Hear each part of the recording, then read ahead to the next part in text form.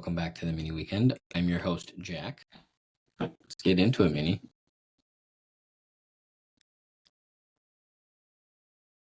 I gotta say, after I cracked this open, and before I could even take a sip of it, I could just smell the apple, and man, it got me really, really excited for fall here. So, needless to say, tonight we are doing Northern Soda Co.'s Minnesota Apple, and first reaction is, it's a little more mellow than I thought it was going to be. So, actually, so it's not on here, but it's on their website. It says this one is inspired by the incredible apples developed and grown in Minnesota. Light, crisp, sweet, sour, tart, no artificial color, gently carbonated, caffeine free, and honestly, as much as I like sour things, I love Sour Patch Kids. Tart doesn't, like, I kind of have something with my taste buds that just kind of, oh my gosh, like anything like even subtly tart, I'm kind of like, maybe not. But this is very good. Doesn't taste tart at all much. And I'm trying to think, is that that remind me of Macintosh apples? Maybe. But I really do like it. I wish it were more like of an apple taste, and I'm sure part of it is the cane sugar and the actual apple juice of it are maybe offsetting each other. I do like it. I'm not as crazy about it as I anticipated myself being. I'm actually kind of feeling good about it. So we'll just go right ahead and say 7.3. Solid. I would get it again. And I like it, but I wish it had more of an apple taste, and I guess maybe a little bit more of the aftertaste too, but yeah, it's a solid one. I've had, looking at their sodas here, I'm realizing how few of these I've actually tried. They currently have 1, 2, 3, 4, 5, 6, 7, 8, 9, 10, 11, 12, 13, 14, 15, 16, 17, 18. And gosh, if I had to do a quick count, I would say, like, pretty sure we've only done like 1, 2, 3. This might be the 4th or 5th one we've done, so we definitely have a lot more of these guys to go for you. But I like it. It's a solid one. Like I said, I would get it again. I would recommend it to people. It's a good fall drink soda to have and to look out for and all that stuff. But a couple of the ones I've already had before, I would probably get over this one, but I would still get this one. But yeah, go check them out. sodaco.com. For those that are interested, they're located in New Brighton off of Campus Drive, which is essentially off of, 35W there, and County Road D West. I personally have never been there, but I have some family that's been there before, and they rave about it. They have some really cool events that they got going on, that they do. You can go and you can get one of those like big Costco size things that holds like 24 cans, and you can essentially make your own 24 pack, which sounds like heaven to me. So I'm itching to get out and do that myself. Excuse me. But yeah, go check them out. northernsodaco.com. Like I said, their website, we've done them before. If you go all the way over to the right, have their events. They actually have, they had some really fun stuff this summer. But yeah, they got some really cool stuff coming up. You can order online. You can, if you click on their craft room soda, you can join them for certain stuff. They got craft sodas on tap. They got pizzas and snacks, board games, arcade games. You can do like little flights and slushies and stuff like that too. And they actually have cool tours. So I'm truthfully chomping at the bit. And now that it's kind of getting cooler out, we'll probably be looking for more indoor stuff to do. So kind of excited to go check this place out and give you guys a 411 on that. But yeah, go check them out, northernsodaco.com. You can find them on Facebook and Instagram. They're actually very, I haven't really checked out their Facebook much, but their Instagram, they're very active on that. So yeah, that's what I would recommend for you guys. 7.3, and then once again, the Minnesota Apple. So go check them out. Excuse me. With that, just me tonight, guys. It's been a while since we've kind of had an episode with just me kind of checking in, kind of reporting the news and all that kind of fun stuff. But don't get too complacent. We got another guest. Sam's coming back on next week. We're gonna dive more into college football, Vikings, and things coming up and everything too. So with that, we actually have a decent amount of Tommie Sports, Tommy Town 2 catch up on. So with that, about a month ago on about October 27th, the Adirondack Thunder of the ECHL signed fifth-year defenseman from the Tommies, James Maroney, to just a standard player contract, wrapping up his 95-game collegiate career between Ohio State and the University of St. Thomas. Maroney finished with 1 goal and 20 points in that time frame. And it's worth noting the Adirondack Thunder are the ECHL affiliate of the Devils. So a huge congratulations to him, and hopefully we can see a former Tommie alumni in Devils jersey soon. Excuse me. And then more news for the team after a big 2023-2024 season for the men's hockey team. Back on September 12th, the men's team was picked to finish first in the CCHA. Yeah, you heard me right. First. In the 24-25 preseason coaches poll. The media, however, picked the Tommies to finish in second, only behind last year's regular season champ, Bemidji State. So this is, I'm not going to do all 9, but this is how the top 5 looks. For the coaches poll, St. Thomas finished at number 1 with 73 points, including 3 first-place votes. Bemidji State was second at 69 points and 3 first-place votes as well. Michigan Tech was tied with Bemidji State 69 points, but only had 2 first-place votes. And then Minnesota State had 59 points in the 4th spot and won in the last first-place votes. And then at 5, Bowling Green sat there with 50 points. And then for the media, it honestly wasn't all that much different. Bemidji State and St. Thomas both finished with 107 points. The only difference, Bemidji got 5 first-place votes to St. Thomas's 4. Minnesota State got in third with 2 first-place votes, sitting at 94 points.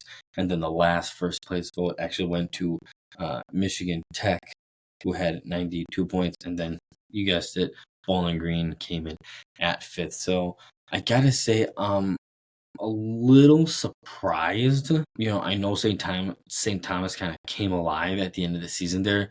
They unfortunately got upset. I think, if my memory serves me right, they were the 2nd seed last year in the CCHA playoffs, and they got upset by the number 7 Lake Superior State Lakers in 3 games. But hey, they'd never been to that stage yet before, so to kind of get that monkey off their back and hosting a series should help their case this year. But they have some good transfers coming in.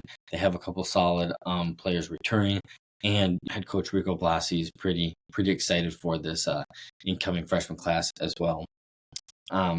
And then lastly, for the men's hockey team, on the 16th of the month, junior Lucas Wallen from Woodbury, Minnesota, was named the CCHA Preseason Player of the Year by the media, and was also named as one of 3 that were named by the conference head coaches. Like I said, Wallen, being a junior, was the first Tommie to score 30 points in a season, the first Tommie to be named all CCHA team, and now the first Tommie in D1 program history to be named the CCHA Player of the Year, which is huge for him, huge for the program. So huge congratulations to him. Last year, the junior captain set career marks with 12 goals, 8 assists, and 30 total points while playing in all 37 contests for the Tommies. He's also the program's leader in points with 51, and it's the only Tommie above the 51-point milestone in the Division I era. He was also the program's first sophomore captain last year and is coming back with his junior captaincy. So once again, a huge congratulations to him. I can't wait to see what he does this year.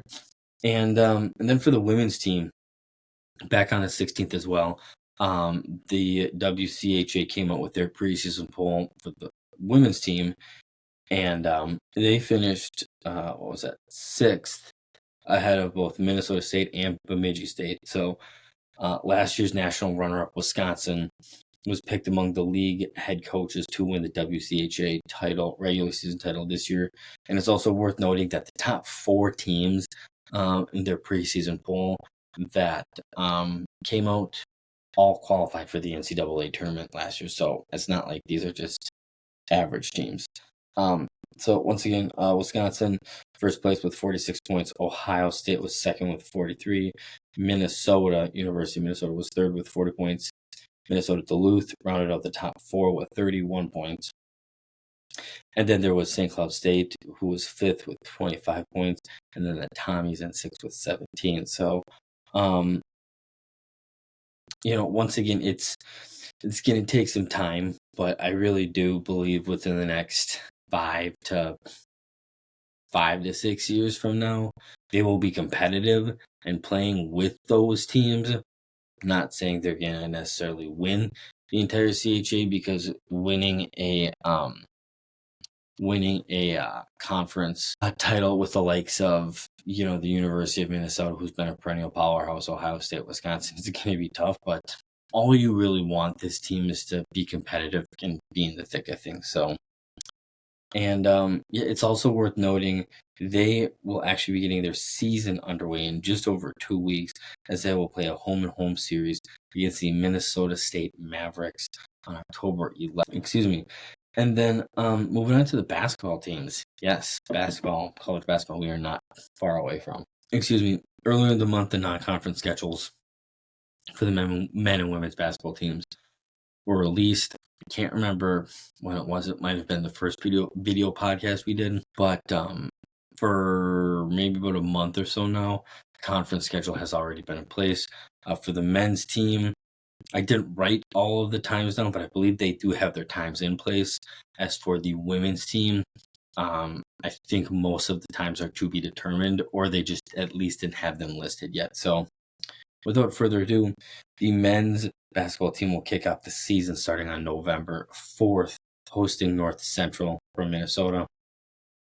Then after that, they will hit the road for 2 games against Green Bay on November 8th, and then Oklahoma State on the 10th. So they will, out of the gate, be playing a tough, I think was that Pac-12? No, yeah, Pac-12 team on the 10th.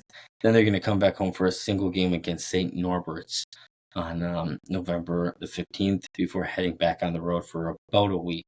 The Tommies will first go to Tempe, Arizona to take on Arizona State on November 17th before they start. This sounds like a terrible name for a tournament, but it's called the Cream City Challenge, and that gets underway in Milwaukee, Wisconsin, of all states.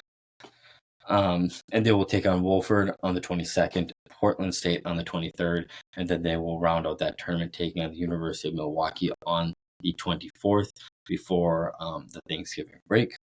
And then after the tournament, the men's team will host Chicago State on December 2nd before heading to Colorado for the start of the Big Sky Summit League Challenge. Game 1 for the men's team will take place in Greeley, Colorado, taking on Northern Colorado. And then they will host Montana on the 7th, and they will aim to still be perfect. I know last year they did it. I can't remember if they started this back in 22 or 23, but they're either a perfect 2-0 in the Big Sky Summit League Challenge, or they're a perfect 2-0 or 4-0. I can't remember. But it should be fun nonetheless.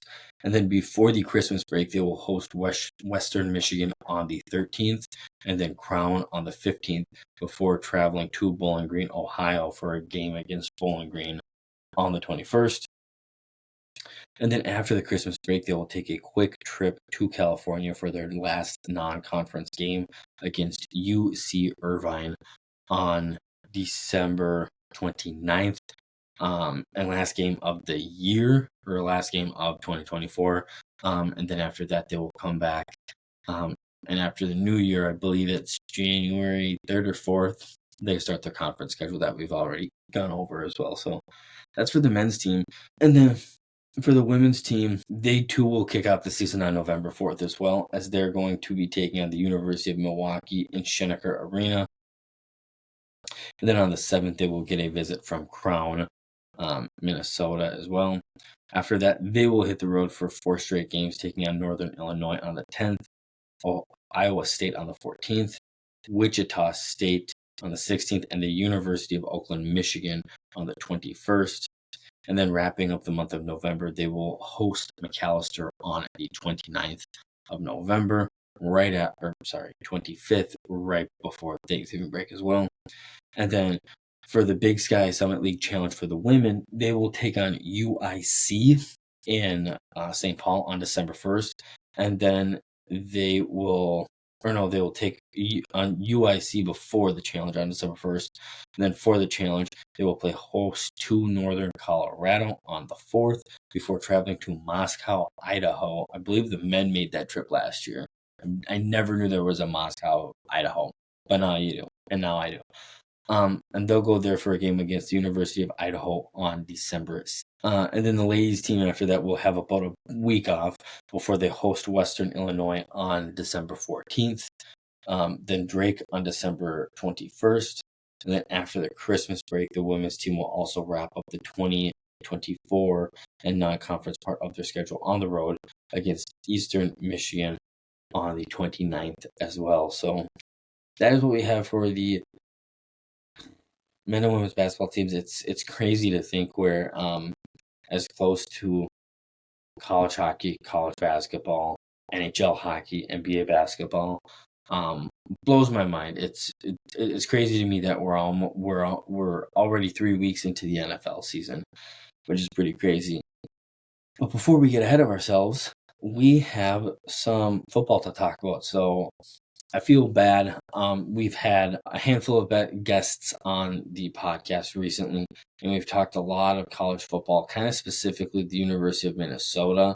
And that's kind of on me. I kind of pride myself in this podcast about, making it St. Thomas Central, and then kind of like, adding the Gophers, especially with football, just because of how much I love football, how much, you guys, the viewers, reach out and want more football content and things like that too. But getting ready for tonight's podcast, I realized, because some of my guests just don't know St. Thomas football as well as Gopher football, it's been hard for us to kind of talk about it, and we just haven't been talking about it as much. So with that, we're going to go into these games a little bit. So far, the Tommies have played. The University of Sioux Falls, South Dakota, lost 13-34 back on August 29th. They hosted Northern Iowa and played very competitively, 10-7, 10-17, losing to them. And this is a team that 2 years ago beat us in their home. I think it was like 34-3 or 34-0, which is insane to me. On September 14th, they hosted Black Hills State from South Dakota and got their first win, 24-14. And then just this last week, went down to St. Charles, Missouri, and just got blown out by Lindenwood, 0-64. And I'll be the first to admit, I'm really not all that surprised by this slow start. I don't know that I talked too much about this at length in the preseason prediction, everything like that. Going into this season, I was a lot more confident and more comfortable with St. Thomas, the football team's conference schedule versus non-conference schedule, just because the non-conference opponents I just didn't know as much about. So I kind of had to take these teams for face value. What conferences are they in? Last year, what team, like, how did they do in their conferences? How did they fare against some of these teams? And truthfully, part of my predictions with us, I predicted we would beat Sioux Falls, Black Hill State, and Lindenwood. And obviously only one of those games I actually had us losing to Northern Iowa. But they were guesses that, with the knowledge I had and with what I had available to me, I thought were going to happen. And truthfully, I kind of wish I would have done the preview with somebody, because had somebody asked me, how comfortable are you or confident with the Tommies going into conference play, at 3-1, I probably would have said it's doable and I think it'll happen, but probably 50-50. And again, that goes back to just not knowing these teams as much.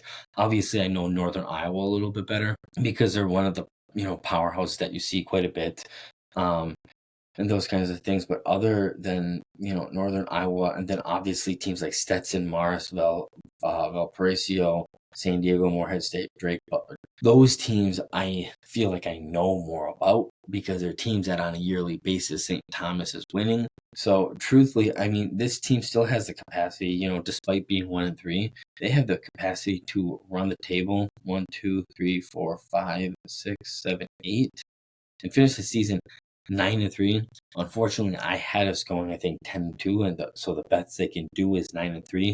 The worst they could do is, they only have one game. I don't think they're going to. They'll win 7 games. They'll win 7 games. I would be surprised if within the division that they don't beat some of these teams. Like I said, I think Drake is going to be the toughest game for them. Drake is coming off of, we've talked about before, coming off the conference championship last year. And I think the only other team, in my opinion, coming up that can kind of compete with us is San Diego State. And we have them at home. So I kind of see us doing pretty well. And I think this upcoming week they're off is St. Thomas' bye week. And I think that's kind of a good thing, kind of get everybody rested, get everybody in the right headspace. I mean, just kind of, we're not going to dissect every single game. But I mean, you look at this game against Sioux Falls, we just were not able to get really anything going. We rushed for a total of 22 yards, which last year, if you remember, was our bread and butter. Hope Adebayo ran for well over 1,000 yards. He was a stud. So, the fact that on 16 attempts we only managed 22 yards is unheard of. Passing yards, we threw for 150 compared to Sioux Falls is 189, but Sioux Falls was able to run all over us. They ran for 204 yards, so that doesn't, help.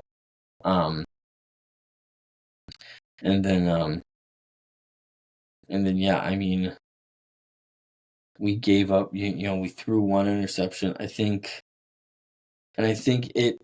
Again, I'm only going based off of what I know. I haven't had the ability to go to a game yet this year. But it seems like part of that loss to Lindenwood was we just weren't healthy. We were without Hope. We were without Gabriel Abel. We were without some bigger names on defense. So we were kind of banged up. But you'd like to think that the team has. Sorry, I keep playing with my hat so much. You'd like to think that the team has, depth and the ability to, have that next man up mentality. But occasionally, you lose games, and sometimes they're just not pretty. But yeah, like I said, it was unfortunate. We weren't able to get anything going, and I don't think it helped this season starting off when with the what am I trying to say? With the raining. And again, looking back on this game, Sioux Falls outscored us 14-0 in the final quarter. So again, you take that final quarter out, and it's a 20. All of a sudden, it's a 20-13 game. And again, we're not big on moral victories over here, but losing 20-13 is better than having a 34-13 loss to open up your season. As much as you obviously never want to see your team lose, I'm okay with this Northern Iowa loss, and this was one of the things I talked about. This is a team that kicked our asses left and right 2 years ago. So the fact that not only were we able to play with them this year, but we actually had leads on them. We led them 7-0 after the first quarter and 10-7 going into the fourth quarter. Obviously, this team just this Northern Iowa team just is better than us at the moment. They tied the game up with a 19-yard field goal with just under 11 minutes to go in the fourth quarter, and then took the lead for good on a 15-yard running touchdown with just under 3 minutes to go. So really put the Tommies in kind of one of those 2-minute drills. And again, like I said, this was a good game. I mean, you look at everything around. They were able to run the ball. They ran for 129 yards. They threw the ball for 168. Looking at the box or looking at the individual stuff, Michael Rosberg has kind of been our quarterback so far this year. He threw for over 100 yards and 1 touchdown. To Patrick Wagner, Hope Adebayo. What am I trying to say here? Ran for 113 yards on 20 attempts. So this was a game that again, you never want to see your team lose, but was pretty even and was a good game. Like, again, I've talked about this for years, and I'm so glad St. Thomas made the transition to Division I, because I remember so many games my first year at St. Thomas, going there and jacked up, really wanted to watch the game and everything like that. And at halftime, it's 56-0 or 56-6. So it's like, what's the point of watching the second half when we're already up 56-6? So we'd go to Devani's, hang out there, and then if by the time we're walking back to my apartment on campus or somebody else's place, the game's still going on, we'll look at the score and kind of watch it as we're going. But you're not keeping track to a game like that, and it kind of goes back to what I remember telling a brother-in-law of mine. Like, I would rather see St. Thomas lose to good teams like North Dakota State, Northern Iowa. I would rather see them lose those games 21-10, 21-13, rather than seeing us blow out some team like 90-0. Like, that's just no fun. Like, I can't help but think, as much as the guys, I'm sure, love their stat padding, I'm sure it's not any more fun for them as it is for us to watch. Again, making this move, I think, you're able to see a lot better football if you're a Tommie alumni or a Tommie fan, and I'm all for it. Again, didn't put too much stake into this Black Hills game. Again, just kind of glad it was close and it wasn't, what happened in Lindenwood. Looks like this was the first game that we were actually without Hope Adebayo. Or no, we were with him. But he might have gotten injured in this game, because it looks like he only had 12 attempts for 27 yards. Our only offense in this game, Michael Rosberg rushed for 3 touchdowns in this game. But Joseph Cook was actually led the way with 95 rushing yards. So yeah, again, these close losses, that's that's what you want to see. Playing competitive football. And again, this was another game where we were up going into the first quarter, 3-0. Going into halftime, we were actually up 17 at 14. At one point, we were up 17-7. So, obviously, it sounds like we have a little bit of work to do as far as closing out games is concerned early on in the season. But again, close games and getting the win was huge.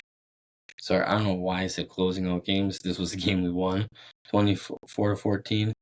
But yeah, all around good game, and kind of like I said, as much as I haven't really been able to watch it, I feel like this was a game that we lost hope Adebayo, because then if you look at this Lindenwood game, our leading rusher was actually Joseph Cook, 41 yards on 13 attempts. Mark Coy, 35 yards. Amari Powell, so he wasn't even listed on the roster. Michael Rosberg threw for 2 interceptions. Him and Amari Powell both got sacked once. It was just... This is one of those games I was glad we didn't watch it.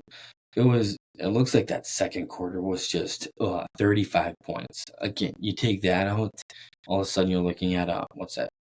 59, 29 to nothing game. But yeah, I mean, because we were only down 7-0 going into the second quarter.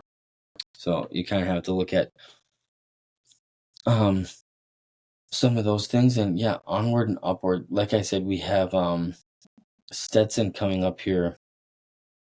It'll be family weekend, October 5th at 1 p.m. And yeah, it should be good. Like I said, this will be since moving up to Division One, this will be our fourth matchup with Stetson. Our perfect 3-0. Back in 21, we beat them 38-7. 2 years ago, 23-0.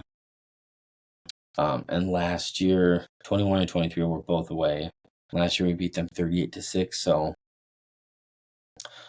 barring something crazy, this is a game that we should be able to win, bounce back, be 2-3, and then be able to kind of get on a roll there. So, this Stetson game's not too much of a concern for me as far as I'm concerned.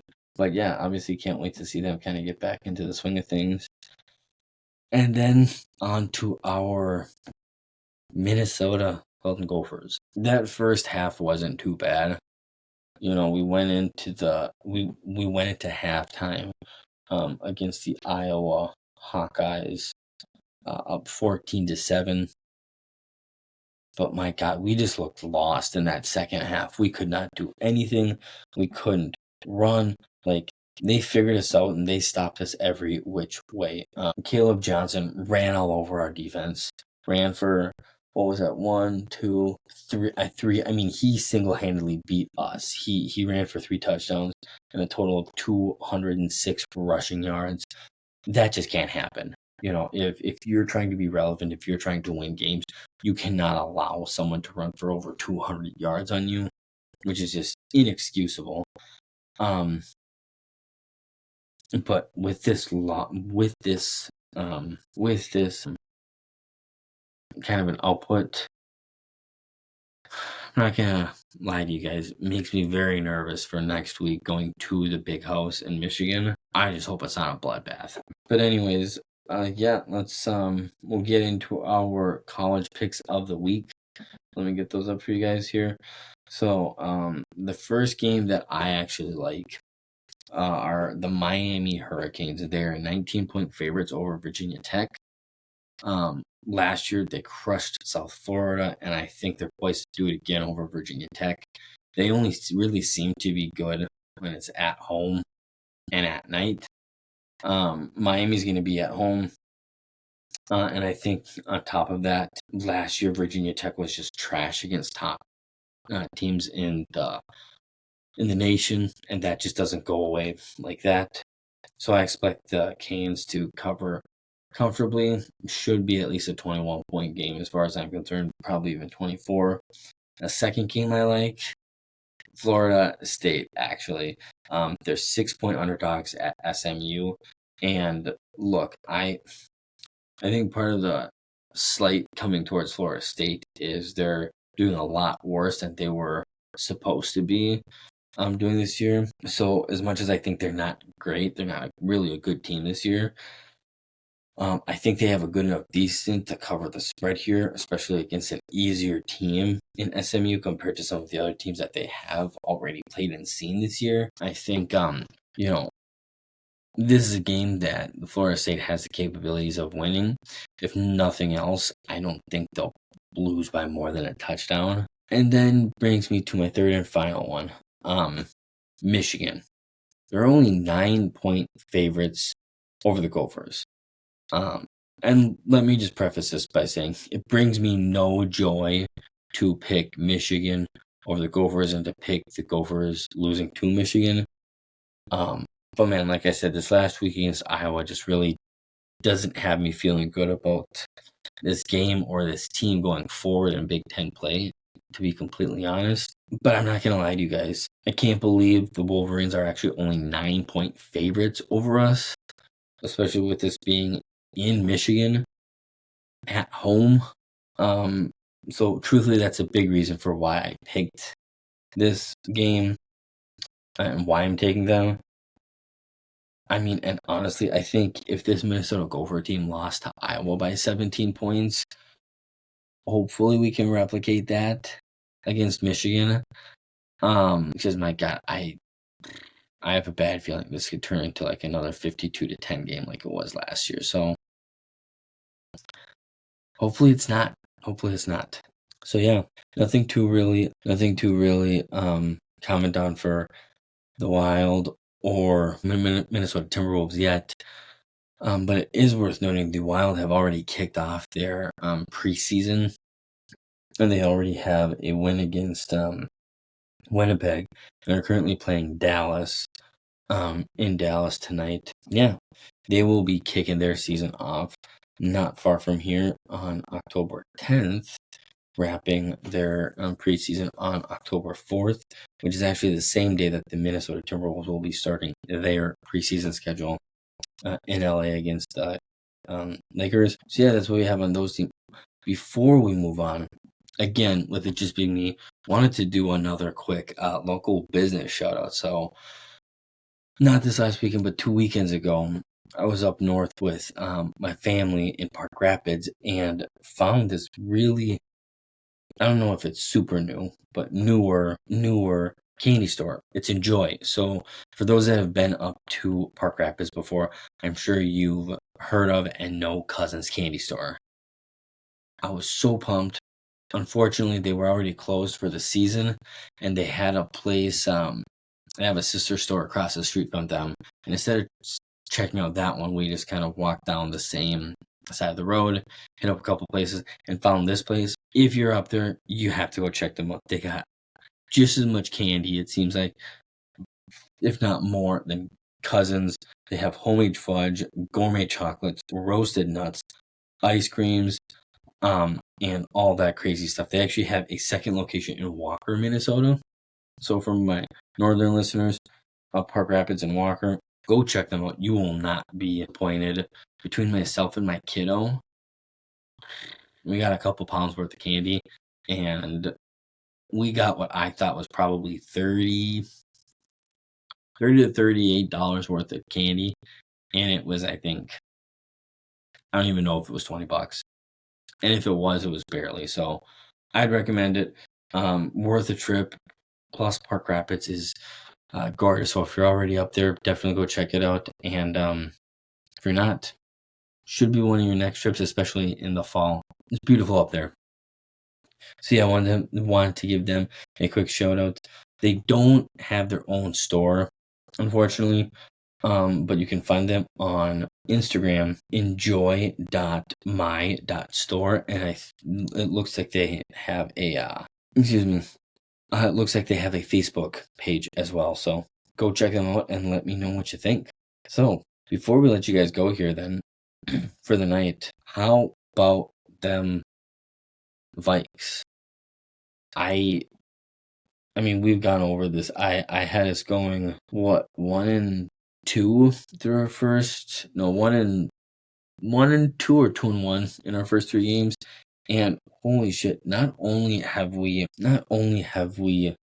won, but we are blowing teams out. Like, we're playing good team football, and it's amazing to see. It's not like we're the top of the league and everything, but if you look at like total yards and everything like that, we're definitely in the top half.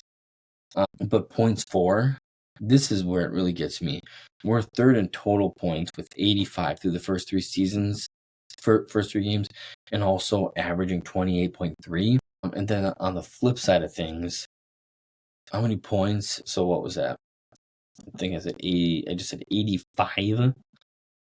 Our defense has only allowed in the first 3 games 30 points. That's the second most. The only other team that has allowed less points are the Pittsburgh Steelers, and they did 26 points, which puts us at a perfect 10 points per game. So again, can they sustain this all year long? Probably not.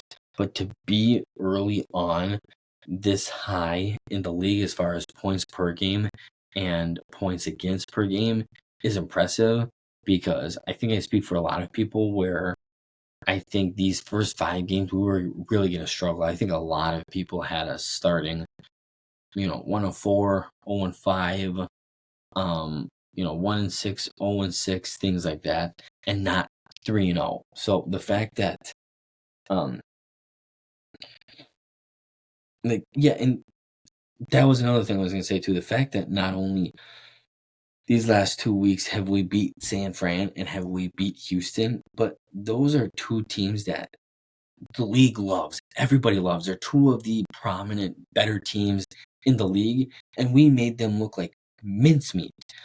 And I want to take a minute here.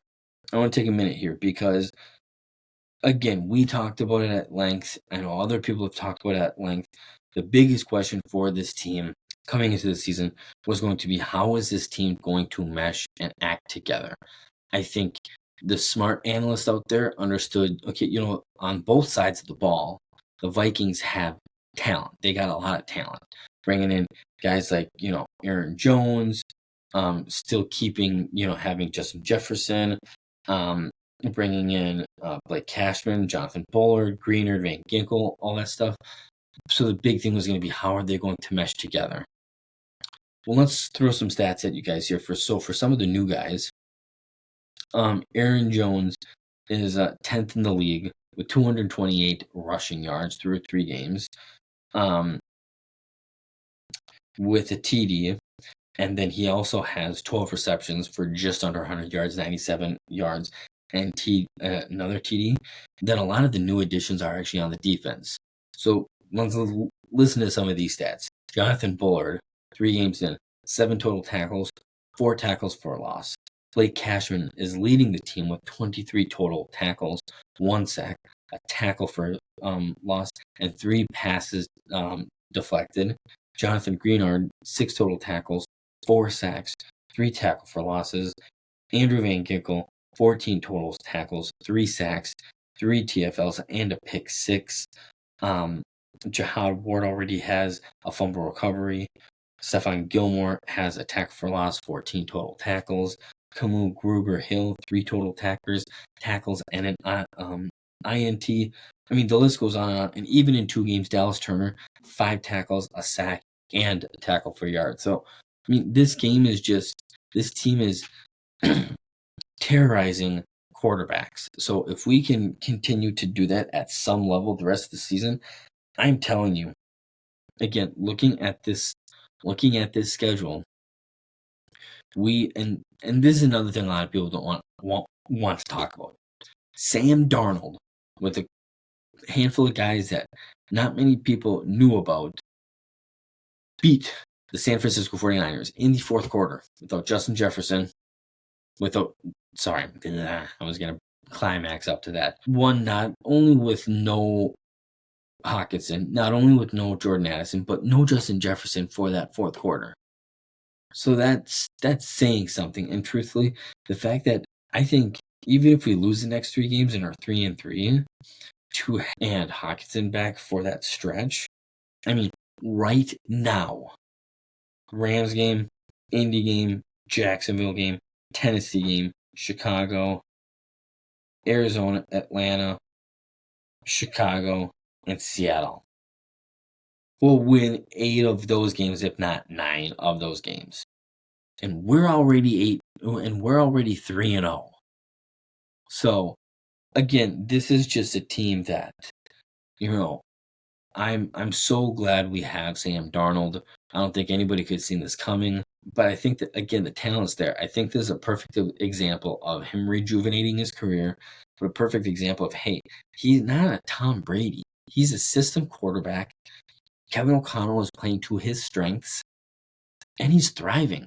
He's doing great. Let's even go through some more stats for you guys. Through the first 3 games of the season, Darnold is at least top half in all of these categories. 15th in the league with a 68 completion percentage. 13th in the league with 657 passing yards in the first 3 games. 5th in the league with 8.4 yards per attempted pass. 3rd in the league with a 117.3 pass rating. And is currently leading the league and the only player with 8 touchdowns thrown so far. Sam Darnold, everybody. And if that's not good enough, Justin Jefferson is currently 4th in the league with 273 receiving yards. Only Juwan Jennings, Rashid Rice, and Nico Collins have more. And it's worth noting, Nico and Juwan have 5 more catches than Justin, and Rashid Rice has 10. So I just think that's incredible. And then on the defensive side of the ball, you got Jonathan Greenard and Patrick Jones II, who are in a four-way tie for the third most sacks with 4 apiece already. And then Andrew Van Ginkel is tied for 8th in 3 sacks. So the fact that 3 games into the season, not only is this team leading the league with 16 sacks, but you already have 3 players on your defense that have 3+ sacks.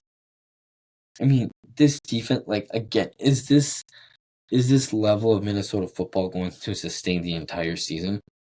No, probably not. There's probably going to be some ugly wins, maybe a loss or two here and there, but you adjust and you adapt. Brian Flores is kicking ass, and Kevin O'Connell is taking those names and kicking ass as well. I think everything has been meshing really well together, and I think you will see, and a lot of people will see, once Hawkinson and once Jordan Addison gets back, the sky is the limit for this team.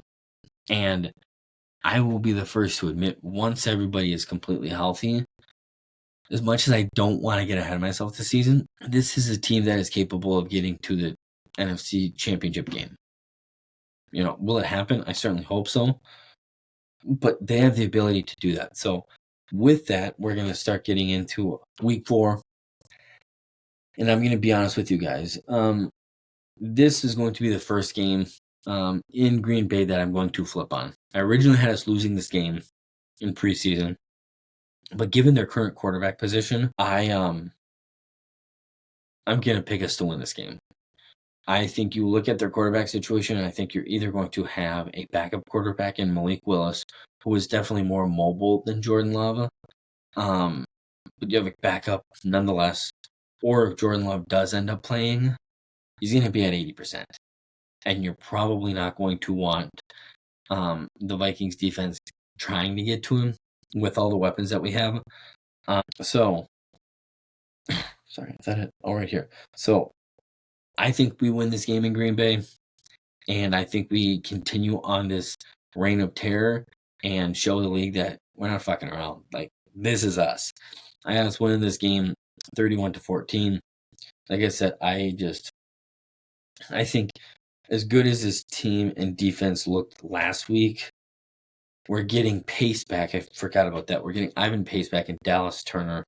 And I think that's going to make this stingy defense even better and bring the heat to whoever is the signal caller for the Packers. Offensive. So now let's get into offense and defensive stuff. Offensively, I think we're going to feed Aaron Jones, and he's going to feast in this game. And I have a feeling he's going to have a breakout game against his old team.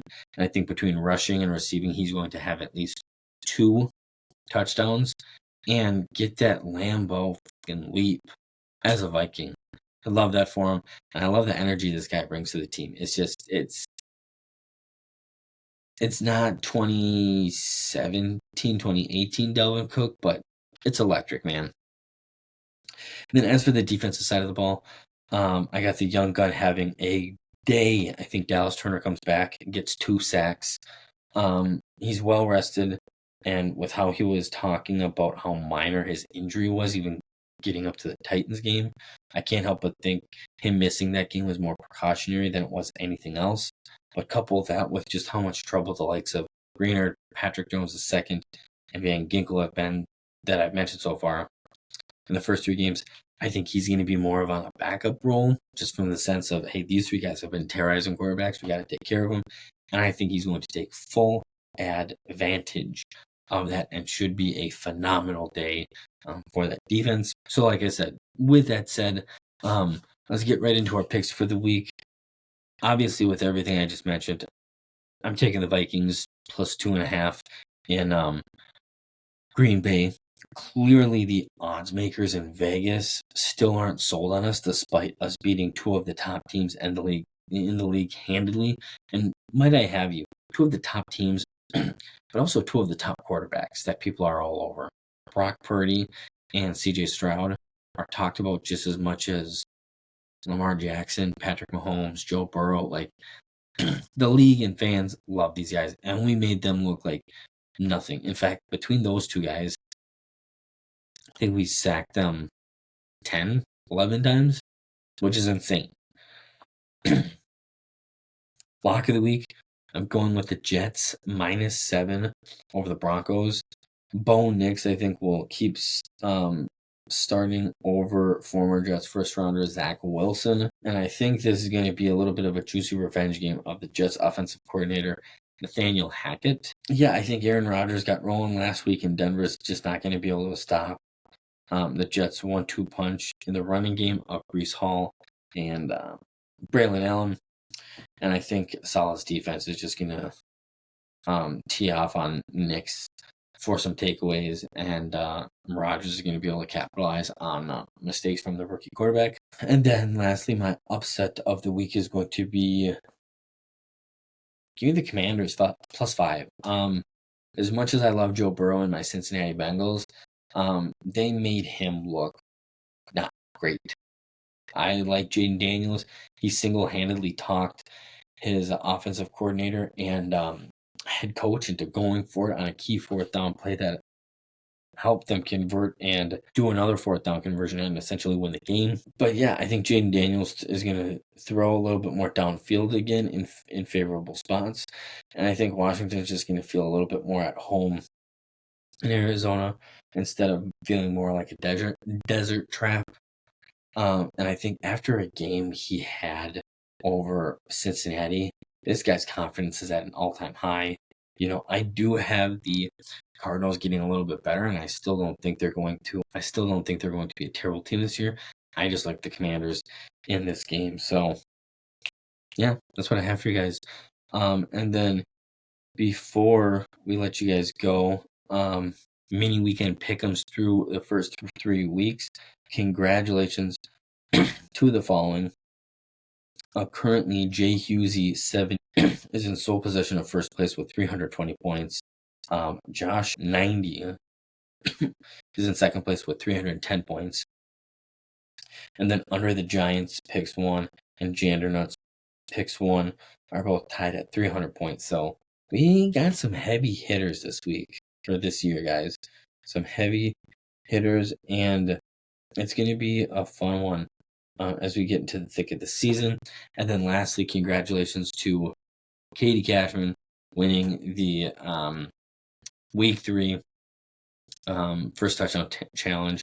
The pot is getting bigger every single week, guys. So get in. Again, I will, in just a second, I will put my Venmo handle so that you can Venmo me. And once again, all you got to do, send me $5. And then in the spot where you usually put pizza or what the $5 or what everything is for, say who you think is going to be Justin Jefferson, Johnny Munt, Aaron Jones, and then after that put receiving touchdown or rushing touchdown, or if you think Van Ginkel's going to get another pick 6, or if you think Harrison Smith is going to get a scoop and score, put that down. So that's what I have for you guys today, and I will leave you with that. Until next time, Minnie.